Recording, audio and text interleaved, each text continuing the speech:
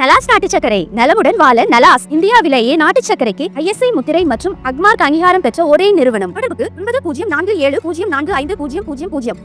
தற்போது வந்துள்ள அண்மை செய்தி. சென்னை தேனாம்பேட்டையில் மூப்பனாரின் நினைவு தினத்தில் EPS நிர்மலா சீதாராமன், அண்ணாமலை உள்ளிட்டோர் மரியாதை செலுத்தினர்.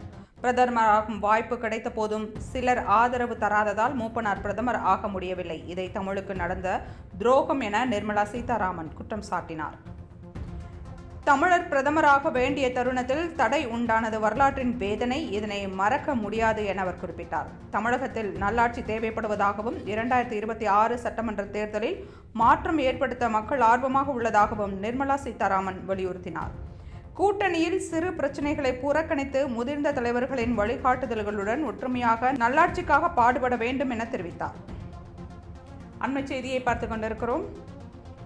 சென்னை தேனாம்பேட்டையில் மூப்பனாரின் நினைவு தினத்தில் EPS நிர்மலா சீதாராமன், அண்ணாமலை உள்ளிட்டோர் மரியாதை செலுத்தினர்.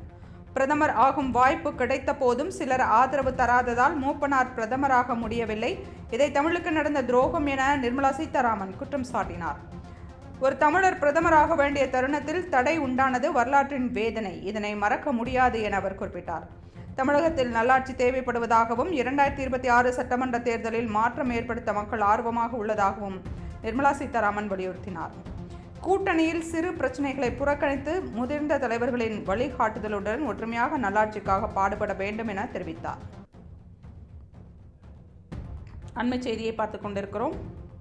சென்னை தேனாம்பேட்டையில் மூப்பனாரின் நினைவு தினத்தில் EPS நிர்மலா சீதாராமன், அண்ணாமலை உள்ளிட்டோர் மரியாதை செலுத்தினர். பிரதமர் ஆகும் வாய்ப்பு கிடைத்த போதும் சிலர் ஆதரவு தராததால் மூப்பனார் பிரதமராக முடியவில்லை. இதை தமிழுக்கு நடந்த துரோகம் என நிர்மலா சீதாராமன் குற்றம் சாட்டினார். தமிழர் பிரதமராக வேண்டிய தருணத்தில் தடை உண்டானது வரலாற்றின் வேதனை, இதனை மறக்க முடியாது என அவர் குறிப்பிட்டார். தமிழகத்தில் நல்லாட்சி தேவைப்படுவதாகவும் 2026 சட்டமன்ற தேர்தலில் மாற்றம் ஏற்படுத்த மக்கள் ஆர்வமாக உள்ளதாகவும் நிர்மலா சீதாராமன் கூறினார்.